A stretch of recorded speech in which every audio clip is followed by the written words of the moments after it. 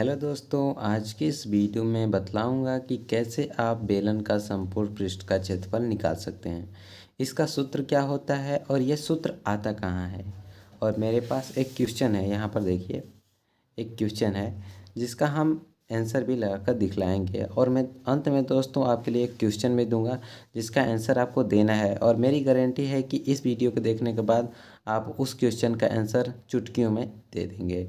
तो चलिए वीडियो शुरू कर। दोस्तों, वीडियो की शुरुआत हम लोग संपूर्ण पृष्ठ के क्षेत्रफल के सूत्र का निगमन से शुरू करेंगे। तो ध्यान से देखिए, संपूर्ण पृष्ठ का क्षेत्रफल का जो सूत्र होता है, मैं सूत्र बता दूंगा, लेकिन आपको ये जानना जरूरी है कि वह आया कहाँ से है। तो ये देखिए, मेरे पास एक बेलन है यानी एक ग्लास भी है। ठीक है, इसमें देखिए क्या क्या चीज़ें हैं। तो पहले ऊपर का पोर्शन में दिखाता हूँ। देखिए, ये वाला जो लाइनिंग, ये गोलाकार, ये एक क्या है, वृत्त है। याद रखिएगा, ये एक वृत्त। और ये देखिए, ये इसका पृष्ठ, ये उसका वक्र पृष्ठ है। और एक वृत्त यहाँ पर है। ठीक है, ध्यान से देखिए, एक वृत्त। तो इसमें क्या क्या चीज़ें देखें, एक वृत्त इधर, एक वृत्त इधर, और ये संपूर्ण वक्र पृष्ठ। ठीक है, तीन चीज़ें हम लोगों ने देखा। इन्हीं तीन चीज़ों की सहायता से हम लोग संपूर्ण पृष्ठ के क्षेत्रफल के सूत्र का निगमन करेंगे। तो वह देखिए क्या क्या। सबसे पहले हम लोगों ने क्या देखा, दो वृत्त हैं। ठीक है, दो वृत्त प्लस एक वक्र पृष्ठ है। ठीक है, ठीक है। अब यहाँ पर देखिए, दो वृत्त हैं तो वृत्त का क्षेत्रफल क्या होता है, पाई आर स्क्वायर। तो 2 गुणे पाई आर स्क्वायर। ठीक है, इतना समझ में आया आपको। प्लस बेलन का वक्र पृष्ठ का सूत्र क्या होता है, 2 पाई आर एच। ठीक है, कोई दिक्कत इसमें आई थिंक आपको नहीं होना चाहिए। अब यहाँ से देखिए, 2 पाई आर कॉमन ले लें तो हमारा सूत्र का निगमन हो जाएगा आराम से। तो यहाँ पर मैं 2 पाई आर कॉमन ले रहा हूँ। ठीक है, तो बचेगा यहाँ आर और यहाँ एच। ठीक है, तो ये हो गया मेरा सूत्र। इसे थोड़ा और सरल में लिख देता हूँ, 2 पाई आर कोष्टक में एच प्लस आर। ये याद करने में आपको आसानी होगी। ठीक है, तो आपको पता चला सूत्र कहाँ से आया। एक बार मैं फिर दिखा देता हूँ। देखिए, ये हो गया हमारा वृत्त। और यहाँ से देखिए, ये होता है इसका मिड पॉइंट, और मिड पॉइंट से यहाँ तक होती है हमारी रेडियस यानी त्रिज्या।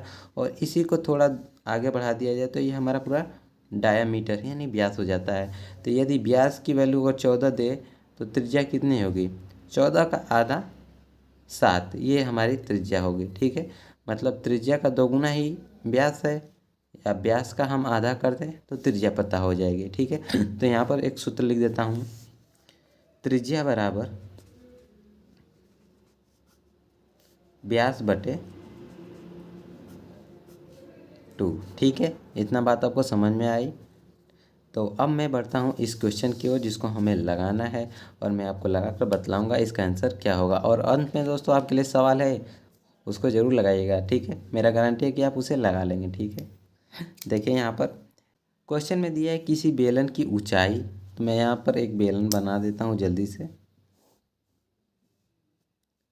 ठीक है, एक बेलन बन गया। बेलन की ऊंचाई दे दी है 14 सेंटीमीटर, 14 सेंटीमीटर। ठीक है, और इसका आधार दे दिया है 14 सेंटीमीटर। इसका आधार भी दे दिया, आधार मतलब पूरा, ये 14 सेंटीमीटर।